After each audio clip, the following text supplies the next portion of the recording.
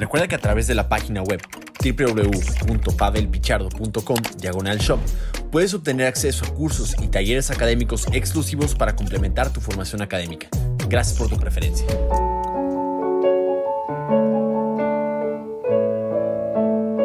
Hola, ¿qué tal? Vamos a seguir revisando algunos temas sobre neurofisiología.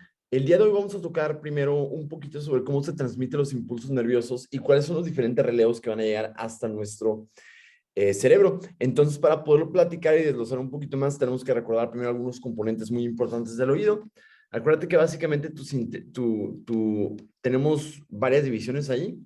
Esto de acá, pues lo conocemos como propiamente la oreja, ¿no? Y la oreja tiene una aurícula y básicamente después de eso hay una cosa que se llama conducto auditivo externo, que es todo esto, que esto ya lo conocen, de nuevo no es nada nuevo, y básicamente pues por ahí se transmite todo el sonido. La idea es que la forma de la oreja tiene esta forma que parece como una especie como de amplificador con el objetivo de que pueda entrar el sonido un poquito más fácil, a manera de que en vez de que, por ejemplo, si fuera solo un hoyito, ¿no? Como Patricio. Entonces, pues la forma que tiene la oreja y como estas diferentes como formas cóncavas que tiene va a ser para poder acarrear la información hasta allá. Ahora, posteriormente lo que está limitando al oído externo, que es esto, con el oído medio, es básicamente una estructura que la conocemos como membrana timpánica. Esta ya la conocen, yo creo que ninguno de ustedes es ajeno a ella, pero básicamente pues es como, a mí me gusta mucho pensarlo como un tambor, güey, porque se mueve y tú lo golpeas y hace esto y empieza a vibrar. Esto hace que viven unas cosas que conocemos como osículos. Los osículos se encuentran, forman parte del oído medio, que como ven son estos huesos que se encuentran acá, que es el martillo, el yunque y el estribo, que son todas estas estructuras que lo conocemos como el oído medio, el cual tienen como único objetivo generar vibración para que éste pueda hacer un retumbamiento por acá en una ventana que se llama ventana oval de nuestra famosa cóclea. Ahorita vemos qué significa todo esto, pero básicamente se encarga de hacer esta vibración para poder transmitir el impulso auditivo aquí hacia la cóclea, ¿sale? En el oído medio también quiero que recuerden que hay como dos músculos muy importantes, uno que se llama el tensor del estapedio y hay otro que creo que es el tensor del tímpano, que básicamente son los únicos dos músculos que están ahí. Y quiero que piensen estos músculos como los que inervan otras estructuras, ¿no? Porque se encargan de, primero, hacer que el sonido cuando viera muy fuerte, que por ejemplo nos pasa mucho, ¿no? Que estamos bien lejos en un concierto y escuchamos todo bien, pero nos estás en una fiesta o en una reunión o lo que tú quieras y te pones al lado de la bocina y no te revienta el tímpano por algo particular. Eso es porque básicamente el tensor del estapedio que está inervado por el facial y el tensor timpani que está inervado por el quinto paro craneal, lo tensan para que no vibre tan duro y que no pueda generar lesión al oído interno. Entonces, es un dato interesante. Acuérdate que básicamente también la boca está comunicada con el oído medio gracias a una cosa que conocemos como la trompa de Eustaquio. Y esa trompa de Eustaquio, recordemos que en los niños es un poquito más plana, ¿no? O sea, el sentido es un poquito más horizontal versus en el adulto que ya se vuelve un poquito más como oblicuo. ¿Sale? Y finalmente el oído medio, perdón, y el oído interno. Básicamente el oído interno, te recuerdo que se divide en dos partes. El oído interno se divide en cóclea, que es, pues básicamente es donde se encuentra el órgano de Corti, que tiene una forma como una especie de caracol, y aquí propiamente se puede interpretar todo el sonido de la audición, ¿sale? Entonces en la cóclea es para la audición. Y por el contrario, tenemos otra estructura que la conocemos como el vestíbulo. Y el vestíbulo lo dividimos en tres partes, donde tenemos el sáculo, y quiero que lo piensen que es como para poder interpretar, yo lo pienso así, por ejemplo, si yo tuviera un saquito de piedritas, yo lo agarro así, ¿no? Entonces, tú cuando agarras un saco, lo agarras así, y eso me hace recordar que el sáculo es en el sentido como vertical de las cosas. El utrículo, pues es como el otro, que es como lo opuesto, ¿no? Ya sé. Entonces, esto te lo orientas arriba hacia abajo, el utrículo. Pueden pensarlo como un DJ o algo así, donde le hace así a los discos. Y esto básicamente tiene un sentido de orientación horizontal. Y por último, pero no menos importante, tenemos dos conductos semicirculares, los cuales te pueden dar un sentido de angulación, así como oblicua, así como, por ejemplo, si yo hago esto o esto, todo eso es sentido por los conductos semicirculares. Recuerda que todo esto básicamente funcionan a través de una estructura muy importante que se llaman otolitos. Otolitos. Y lo que en la cóclea funciona principalmente por el órgano más importante de la audición, llamada órgano de Corti, ¿sale? Ok. Entonces, como seguimos platicando, los diferentes componentes del hueso, digo, del oído, van a cumplir una función muy particular. Primero, recordarte que básicamente el oído, cada oído va a consistir de 3 componentes. 2 cavidades que van a estar llenas de aire, y luego veremos para qué sirven. Y que estos son, por ejemplo, el oído externo y también el oído medio. Y finalmente, los espacios que tienen como líquido en el interior del oído interno, que vamos a ver para qué funcionan, que son básicamente el vestíbulo y la cóclea. Entonces, normalmente, pues recuerden que al final lo que es el sonido es que nosotros lo interpretamos como una energía cinética. Acuérdate que básicamente tenemos 2 grandes divisiones respecto para poder interpretar el sonido. La unidad primero son los deles, que es, por ejemplo, la amplitud del sonido, qué tan fuerte está, ¿no? Decibeles y todo eso. Y el otro son los hertz, que son la frecuencia que tienen los sonidos entre o sea, cuántos hertz por segundo, o sea, cuántas vibraciones por segundo. Entonces, el humano por lo general puede alcanzar a captar entre 20 hasta 20,000 hertz, que es nuestro rango auditivo. Mientras más grave, o sea, mientras más hacia los 20 escuchamos grave, y mientras más para mientras más mayores hertz, se escucha más agudo. Y así podemos dividirlos en grandes, muchas variaciones, ¿no? Pero básicamente todo esto es interpretado por el famoso órgano de Corti, que de nuevo es la estructura más importante fisiológica para poder interpretar propiamente nuestro sonido. Entonces, básicamente, de hecho voy a hacer esto un poquito más pequeño en un segundo. Entonces, básicamente el oído medio, como bien saben, está conformado, bueno, primero se encuentra el lóbulo temporal, ¿no? Es muy importante que sepas que se encuentra el lóbulo temporal, porque de repente pueden haber traumatismos, pueden haber algunos tipos de lesiones que puedan afectarte más importantemente el lóbulo temporal que otras. Y además se pueden encontrar una cadena de 3 osículos que son muy importantes que van a conectar la membrana timpánica, que es esto, ¿no? Con la ventana oval que se encuentra por acá, que lo vamos a conectar gracias a esta cadena de huesecillos, que es lo que conocemos por acá. Esto, la idea es que los osículos auditivos lo que hacen es que amplifiquen las vibraciones del sonido que se recibe a través desde la membrana timpánica. Pero recuerden, aquí van a haber 2 músculos extras que no hemos visto, pero los mencionamos un poquito, que era la idea que aquí teníamos uno que se llama músculo, el tensor del estapedio, ¿no? Que es este de acá. Y otro que es el tensor tímpani, que hace esto, que básicamente vuelve más rígida y disminuye un poco la intensidad de estas vibraciones. Pero al final lo que hace es que hace que esta membrana oval retumbe y empieza a generar vibraciones. Entonces, por último, toda esta información se va a transmitir propiamente hasta el oído, hasta la ventana oval. Entonces, básicamente por el hecho de que tiene que ser transmitido a través de un líquido que lo conocemos como endolinfa, ¿sí? El líquido endolinfático, pues un líquido por lo general es un poquito más rígido que el aire, por ejemplo. Entonces, por ejemplo, tiene que aumentar un poquito y vibrar fuerte, ¿no? De nuevo, esto se tiene que atenuar en casos, por ejemplo, que tengamos la famosa,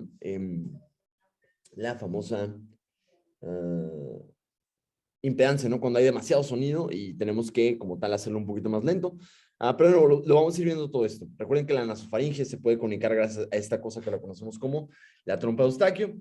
Y para finalizar, aquí ven que si yo alcanzo a poder estudiar el oído interno, tenemos por acá primero una ventana oval. Esto de aquí te lo presento, son los conductos semicirculares, ¿sí? Aquí vamos a ver justo, o sea, aquí dentro se encuentra el sacro y el utrículo, y esto finalmente es nuestra cóclea. Y donde sale todo el sonido al final es la ventana redonda, no confundirse con ventana oval. Entonces, recuerda muy importante que en el oído interno se conforma de un laberinto, ¿no? Y finalmente que está conectado por sacos, que es el utrículo y el sáculo, y los canales, que son los conductos semicirculares, pero eso en conjunto lo conocemos como el laberinto. Y básicamente tiene en el interior un chorro de contenidos celulares, de células bien importantes conocidas como células ciliares, que tenemos en el órgano de Corti. Hay internas y externas, que luego veremos para qué sirve cada una, y básicamente se pueden encargar de responder a estas vibraciones aéreas o gracias también a los movimientos de la cabeza. Entonces, recuerda que está siendo recubierta por un tejido que lo conocemos como tejido endolinfático. Casi todo el líquido extracelular que van a conocer siempre predomina mucho el sodio, como vieron en sus clases de fisiología. Sin embargo, la endolinfa tiene una característica muy importante que es que abunda muchísimo, pero mucho, un tipo de líquido que es el endolinfático, que básicamente tiene un chorro de potasio muy similar a como si estuvieran en el interior de las células. Creo que eso, en alguna ocasión, creo que mencionó Narváez que era una posible pregunta de la ENARM, no lo sé, pero pues eso dice. Y bueno, básicamente es eso. Y así es, ¿no? Dice que el líquido intracelular se parece mucho al endolinfático, ¿no? Por las características que tiene. Bueno, sin más preámbulos, vamos a seguir platicando de lo que tenemos que decir sobre el oído medio, que es todo esto acá. Entonces, vamos a hacer una especie como de turbozoom y vamos a ver qué es lo que hay por acá. Entonces, si te das cuenta, tanto el laberinto como la cóclea, el laberinto como la cóclea, están acarreando información gracias a este nervio que se encuentra por acá, ¿no? Estamos acarreando información gracias a ese nervio que está por acá en esa dirección. Ahora, este nervio propiamente, todo esto, ¿sí? Estos dos, van a juntarse en algún punto y va a ser conocido como el famoso nervio vestíbulo coclear. ¿Que me recuerdas cuál es el par craneal que es este? Vestíbulo coclear. El octavo. Yeah, así es, el número 8. Muy bien. Y el octavo par craneal, recuerda que también se llama nervio vestíbulo coclear. Es importante que recuerdes que el vestíbulo coclear se encuentra predominantemente en el bulbo raquídeo. Sin embargo, lo podemos encontrar un poquito en lo que vendría siendo la protuberancia. Ahora, vamos a recordar algunas cosas. Primero, date cuenta que lo que quiere hacer el oído medio es generar vibraciones a través de la membrana oval. ¿Sale? Y viajar por la cóclea, dar toda la vuelta y regresar por la ventana redonda. Vamos a ver cómo pasa esto. Entonces, hagan de cuenta que básicamente aquí tenemos dos tipos de, si yo hago un corte de la cóclea, vamos a alcanzar a apreciar esto. Primero, quiero que noten cómo el ganglio de la parte de la cóclea se llama ganglio espiral, y bueno, tiene mucho sentido porque pues la cóclea es una espiral, y acarrea información de solamente la parte de medio de nuestra cóclea. Entonces vamos a ver, o sea, esto acuérdate que es como un gusanito. Si tú desglosas el gusanito y lo partes en un corte transversal, veríamos esto, ¿sale? Donde hasta arriba teníamos la famosa membrana conocida como escala, uy, espérense, ¿unió alguien más? Es la famosa escala conocida como escala vestibuli. Esa escala vestíbula se le llama así porque pues viene propiamente desde el vestíbulo, ¿no? Que es lo que generó la vibración. O sea, llegó al vestíbulo, que es todo esto, ¿no? Y empezó a vibrar. O sea que esto es como la primera parte que pueden pensarlo que se vería como así. Voy a dibujarlo muy feo, pero lo voy a empezar a dibujar. Entonces, hagan de cuenta que tú tienes aquí la ventana oval. Esto vamos a tener aquí nuestra cosa esta. Y yo desdoblo el gusanito, ¿sale? Y ventana redonda. Entonces, hagan de cuenta que esto está partido a la mitad gracias a una cosa que lo conocemos como la membrana basilar. Ahorita vamos a ver qué es todo esto, pero básicamente aquí en todo esto de rojo representaría el órgano de Corti, sale todo esto. Órgano de Corti, órgano de Corti, órgano de Corti, estaría en la mitad. Yo ya desdoblé como en la cóclea. Y hagan de cuenta que el impulso propiamente viene desde la membrana, ventana oval, ¿no? Que está siendo vibrada por los osículos que tenemos por acá. Vibra el sonido, empieza a vibrar la membrana, ¿no? Y va hacia enfrente y avanza, y luego da la vuelta y se regresa. Y todo este sonido termina o culmina en la famosa ventana redonda. Pero date cuenta cómo en realidad todo esto genera vibración en nuestra membrana que se encuentra por acá. Ahora, hay cierta distribución respecto a cómo se interpreta el sonido a través de la cóclea, ¿sale? Entonces vamos a primero platicarte, si yo hiciera un corte transversal de esta misma membrana, por ejemplo, le hiciera por acá, veríamos esto. Entonces, la parte de arriba, que es todo esto, se le llama como escala vestibular. Vamos a ponerle vestibuli, porque es la que está conectada con el vestíbulo. Da la vuelta y regresa por una escala que se le llama escala timpani, porque va a regresar a la parte donde se encontraría conectado con el tímpano. Entonces, esa se llama escala timpani.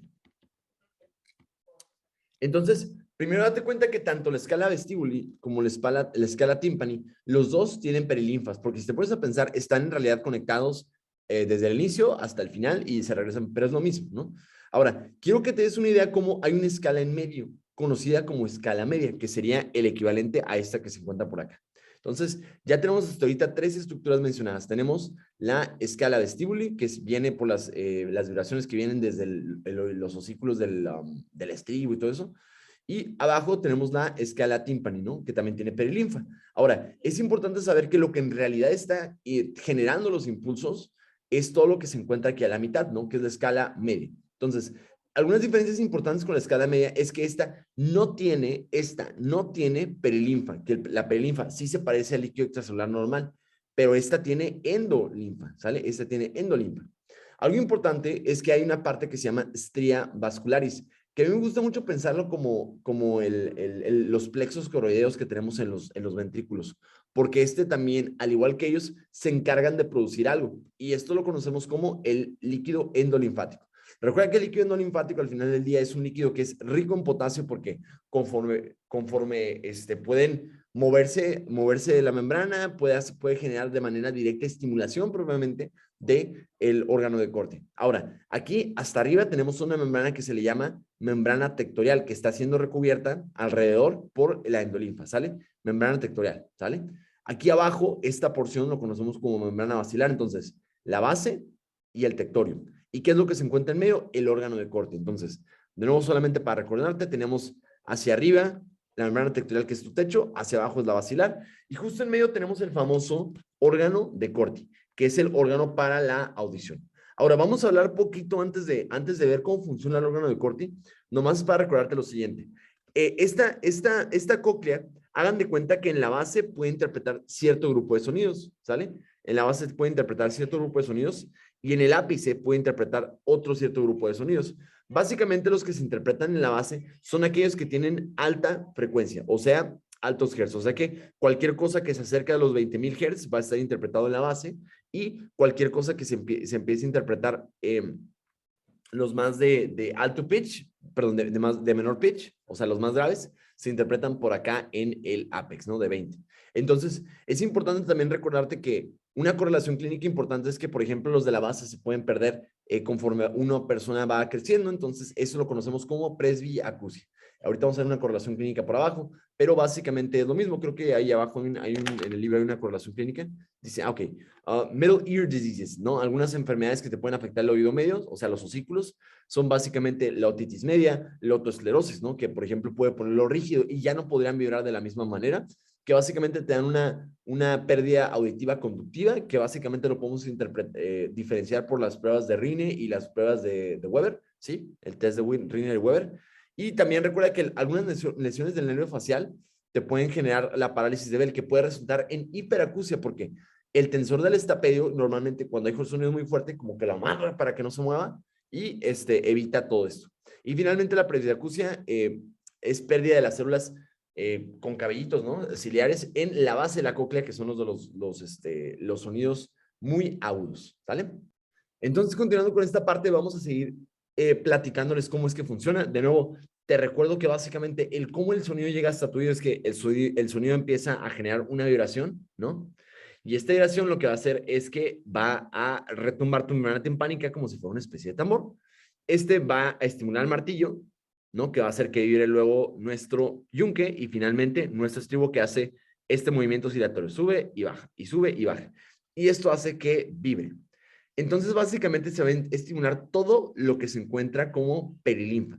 Esto que vemos como de color moradito lo conocemos como perilinfa, que de nuevo te repito que tiene altas concentraciones de potasio, que ya se imaginarán perdón, disculpen, lo dije al revés. La perilinfa se parece mucho al tejido del líquido extracelular. Digamos que es igual, tiene un chorro de sodio, tiene muy poquito potasio, que tiene 5,000 equivalentes. Es muy parecido al plasma, por ejemplo. Pero la endolinfa, que van a ver que es lo azul, que es en realidad lo que se encuentra en la escala vestibular, en la escala media, que es donde está el órgano de Corti, tiene mucho potasio, y es muy importante porque así es como se estimula a las células a las células del órgano de Corti. Y veremos que hay diferentes tipos de células, pero lo vamos a estar dividiendo conforme vayamos avanzando. Pero bueno, hagan de cuenta que esto genera la vibración, esta membrana oval empieza a retumbar y se va por la parte de la escala vestibuli de el oído interno. da toda la vuelta, hasta la punta, da la vuelta y regresa por acá hasta llegar a nuestra, todo esto por la escala tímpana, y recuerda que va a regresar hasta la ventana redonda. Entonces, date cuenta cómo es un circuito, pero al final de cuentas, tu último objetivo es poder simular a todo lo que se encuentra en la escala media, que es propiamente nuestro órgano de corte, ¿sale? Ahora, entonces, voy a presentar las estructuras del laberinto. De nuevo, esto que tenemos por acá son los conductos semicirculares, y acá un último conducto semicircular. Siempre en cada conducto semicircular, al final, tenemos una ámpula o una ampollita, ¿sale? Hasta abajo, conectando los conductos, hay una estructura que es el utrículo, que acuérdate que es como Usher, que es el DJ, que es el utrículo. Entonces, es en el sentido horizontal. Y por acá tenemos un saco, lo que recuerda, cuando tú tienes un saco y lo quieres agarrar así, está en el sentido vertical, ¿no? Y pues bueno, hay algunas enfermedades que se pueden asociar con eso, pero básicamente así es como se empieza a transmitir el sonido y la vibración y toda esta cuestión. Ahora nomás falta poder interpretar cómo es que pasan los detalles como específicos, ¿vale? Ok, entonces solamente para representarles lo que hay en la escala media, de nuevo, el libro no lo toca, pero agarré esta imagen de internet, entonces esta la vamos a utilizar para explicarles. Básicamente tenemos aquí dos membranas, ¿no? Te repito, aquí hay una que es la del techo, conocida como membrana tectorial, esta abajo que la conocemos como membrana basilar, y justo en medio tenemos propiamente a nuestras células encargadas de poder interpretar el sonido, ¿no? Que le llamamos células internas. Bueno, no quiero decir inner hair cells porque tiene que haber una traducción en español, creo que me estoy yendo muy mal ahora traduciéndolo pocho, y outer hair cells, ¿no? Que al final, hasta arriba, tienen unas células tienen unos peritos que se llaman estereocilios. Esto de aquí se llaman estereocilios. ¿Sale? Entonces, como ya se imaginarán, la membrana tectorial, básicamente cuando tú empiezas a vibrar gracias a la comunicación del impulso por el estribo, lo que hace es que esto empieza a generar vibración.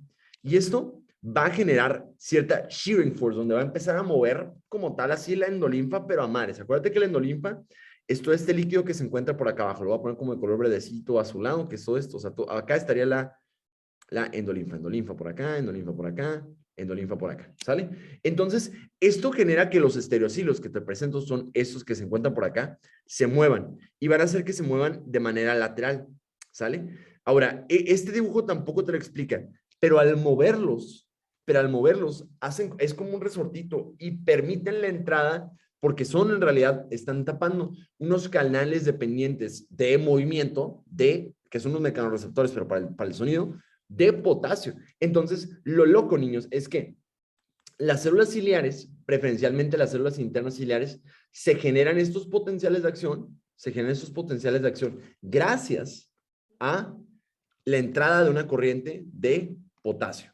Entonces, y tiene mucho sentido si me preguntas a mí, bueno, la endolinfa que tiene un chorro de potasio y después de que hay sonido y que se mueven esos pelitos, ¿no? Se mueven esos pelitos y permiten la entrada hacia el interior de las células de potasio para generar un potencial de acción. Esto genera un impulso eléctrico y básicamente genera una transmisión del sonido dependiendo hasta dónde llegó. Si llegó nomás hasta la membrana, si llegó a la membrana basilar, pues es un sonido agudo. Si llegó hasta la membrana,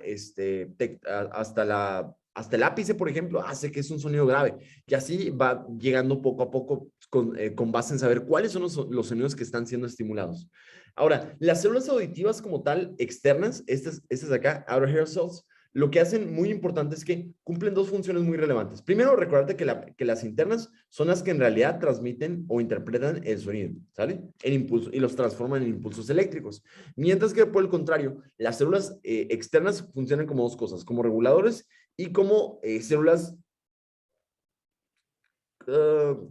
mini madre, porque pueden también regenerar a más células y de la capa interna. Pero quiero que la piensen como unas células reguladoras, amplificadoras de sonido, que son más que nada su principal función, ¿sale? Entonces, básicamente así es como funciona. De nuevo, no nos vamos a meter de lleno a cómo funciona el sacro y el utrículo, porque además de que es complejo, nuestro principal objetivo es conocer la vía de la audición, ¿sale? Muy bien, si no hay dudas, vamos a continuar, ¿sale? Ahora vámonos a la parte más importante de la plática, que es, ya que conocemos un poquito sobre qué era la cóclea, sobre qué eran los vestíbulos, que básicamente, no lo toqué mucho, pero acuérdate, el vestíbulo, que básicamente te involucra los sacros, los utrículos y los conductos semicirculares, son para poder interpretar tus extremidades en el espacio y corregir caída, ¿no? Haz de cuenta que los sustolitos te dan un sentido como de balance. Lo loco es que tienen como piedritas y te van orientando. Por ejemplo, ay, güey, si se fueron para el círculo, ay, güey, nos estamos yendo para abajo, para arriba, ay, se están moviendo los conductos semicirculares, a la madre, estamos en un movimiento oblicuo. Entonces, básicamente es como el cerebro se da cuenta cómo está el sentido de posición respecto al espacio. Entonces, son muy importantes solamente, de nuevo, como no es el objetivo de la clase, y yo lo único que quiero repasar esta vía, pues bueno, vamos a enfocarnos en eso. Entonces, primero, es recordar que las células de la cóclea, que de nuevo les recuerdo que son más importantes las inner cells, las células internas, ¿no? Que son las que están transmitiendo el impulso eléctrico a través de un ganglio que se le conoce como ganglio espiral, que es este acá, ganglio espiral, ¿sale? El ganglio espiral propiamente va a comunicarse este se va a encontrar de nuevo en la protuberancia, pero también un poquito en el bulbo raquídeo, el núcleo coclear. Es importante recordarte que el núcleo coclear se encuentra, de nuevo, acuérdate que tú lo viste un poquito, pero no muchísimo. Hagan de cuenta que lo veríamos un poquito más lateral, ¿no? Es decir, acuérdate, si estuviéramos en la protuberancia o estuviéramos en el bulbo raquídeo, sabemos que los pares canales que son más motores se encuentran sobre la línea media, los que son más sensoriales sobre la línea periférica, ¿no? O sea, más laterales a esto. Entonces, al final del día va a llegar al núcleo coclear. Es importante que sepas lo siguiente, a partir de aquí, se hace un despapalle, ¿sale? Se hace un despapalle. Pero el concepto más importante es que sepas que al final, cuando llega a la corteza, esto por todo el cruce que va a tener, es un impulso o los impulsos auditivos se escuchan de manera bilateralmente, ¿sale? Es bilateral, ¿sale? Entonces, voy a decir muchas cosas, pero a partir de aquí no quiero que te confundas, tienes que nomás saber que es bilateral, ¿sale? Ahora, el núcleo coclear propiamente va a cruzarse, algunas fibras van a ver que, por ejemplo, van a terminar ipsilateral a su origen, en la protuberancia, en un núcleo muy importante que se llama núcleo olivar superior, ¿verdad? Núcleo olivar superior. Ahora, si ustedes se acuerdan, si hay un núcleo olivar superior, tiene que haber un núcleo olivar inferior. ¿Se acuerdan cuál era la función del núcleo olivar inferior?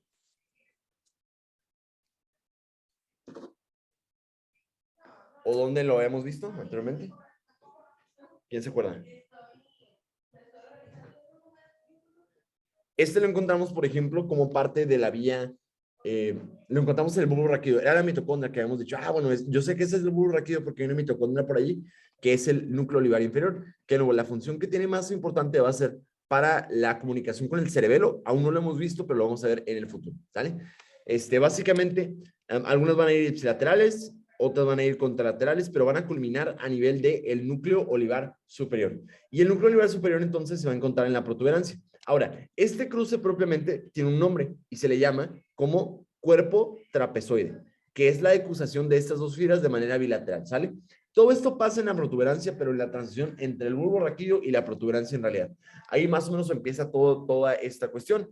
Y pues bueno, muy bien. Una vez que llegamos por el núcleo olivar superior, tenemos que subir ipsilateralmente. Tenemos que subir ipsilateralmente a nuestros respectivos núcleos, donde al final queremos llegar a un colículo muy importante que se le llama colículo inferior.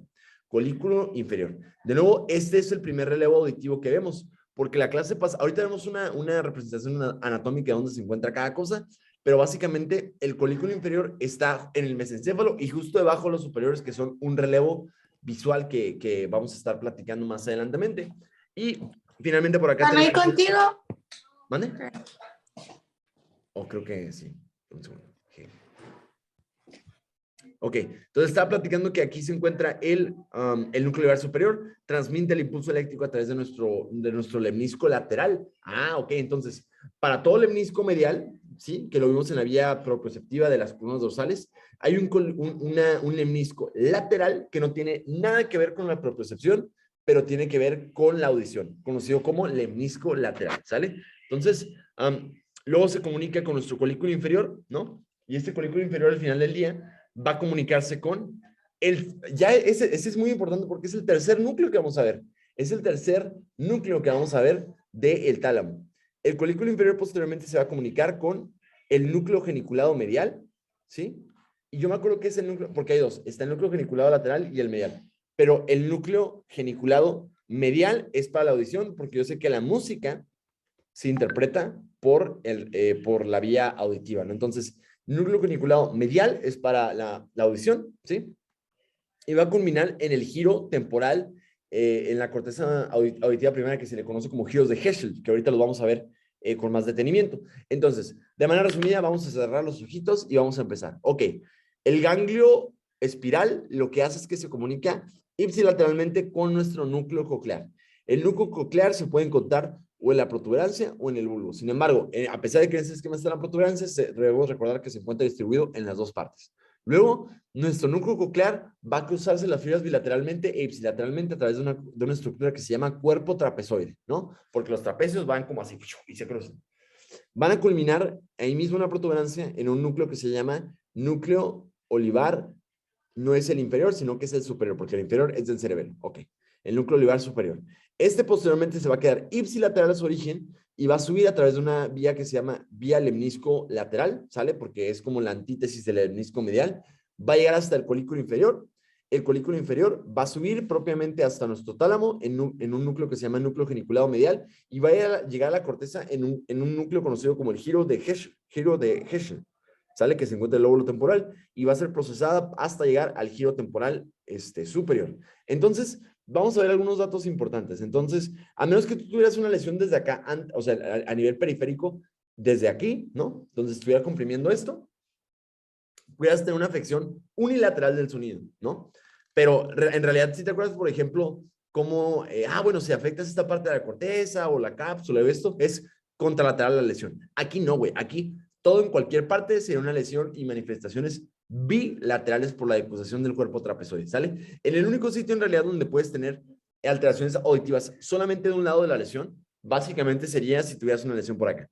Ahora, la lesión más característica que te puede lesionar ahí, que puede ser un tumor en el ángulo pontocerebeloso, se le llama el schwannoma auditivo, que luego lo veremos que se puede formar en el ángulo pontocerebeloso y clásicamente tienen alteraciones del séptimo par canal, pero también auditivas y del balance. Entonces, con esto en mente, la única forma en la que puedes generar un profound unilateral hearing loss, que es una pérdida auditiva de un lado, es si lesionas aquí en A. Pero si lesionas en B, básicamente es pérdida primero es una supresión bilateral de la audición, porque de nuevo decusó por su cuerpo trapezoide, y menos habilidad para poder localizar el sonido, ¿sale? Entonces, básicamente así funciona. Y también, ¿no? O sea, puedes generar una pérdida unilateral de la audición si tienes una lesión o en el oído medio o en el oído externo o un tapón de cerilla, yo qué sé, pero básicamente es así. Esto que vemos por aquí es un tumor clásico conocido como el schwannoma vestibular. Este schwannoma vestibular lo van a hacer, bueno, primero es un tumor que se origina desde las células de Schwann. Acuérdate, las células de Schwann son las células que mielinizan a los nervios periféricos. Ok, y acuérdate, el séptimo par canal, al igual que todos los pares canales, menos el 1 y el 2, son inervados por células de Schwann. Entonces, esto te puede afectar el ángulo ponto, protuberancia, cerebeloso. Ok, porque ahí nace. Entonces, básicamente, te puede afectar, a veces puedes tener schwannomas vestibulares bilaterales, por ejemplo, en casos de enfermedades como la neurofibromatosis del tipo 2, pero básicamente lo que sucede aquí es que se comprimen un chorro de nervios, como pueden observar, por ejemplo, este tumor empieza a comprimir, cuando es muy grande puede comprimir ramas del 5, pero clásicamente lesiona al 7, un poquito al 8 que está por acá, ¿no? Entonces, básicamente puedes lesionar muchas, pero muchas partes con solamente un tumor en esta estructura. Entonces afecta al 8, al 7 principalmente, pero no exclusivamente.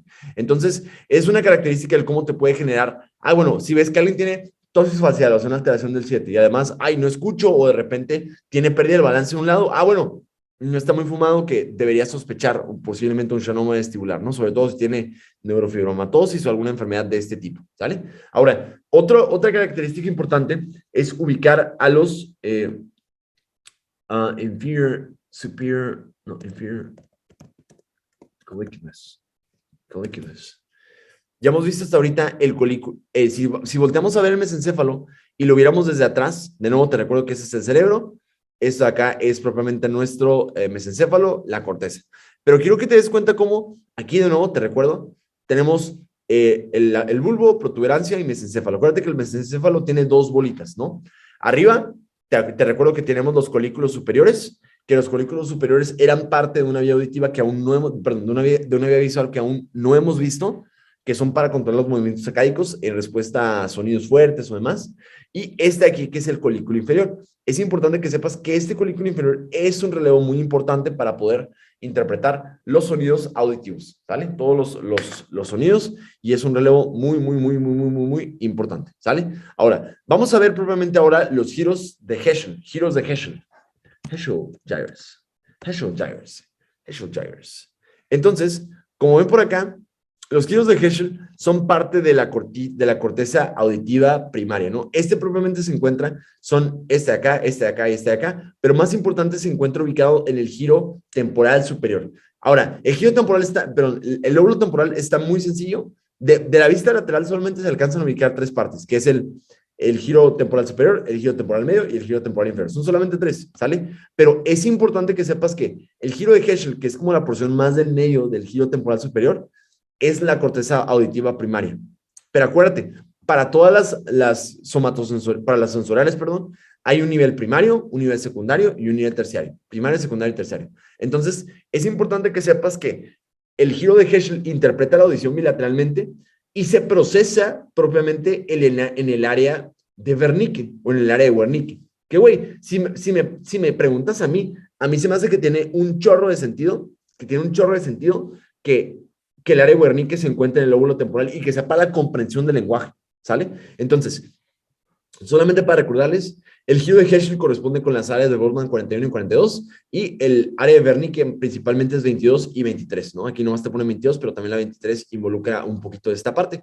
Entonces, nomás para que lo vayan asociando y, ok, muy bien. Alrighty, man. Entonces, y bueno, y también aquí un poquito la 42, ¿no? Pero es como una zona de transición, por eso de hecho aquí hay una división, por eso les digo que está medio difuso. Entonces, es importante que vayan sabiendo esto, sí, porque va a cobrar un chorro de sentido cuando podamos comprender lo que son las afasias, porque la afasia de Wernicke, entonces, es muy importante porque no solamente te permite escuchar, sino interpretar y darle un sentido a las palabras. Entonces, el área de Wernicke es tan importante porque no solamente es como una especie de biblioteca, parte de la información en lo que tú puedes verbalizar las cosas es gracias a que tenemos el área de Wernicke por ahí, ¿sale?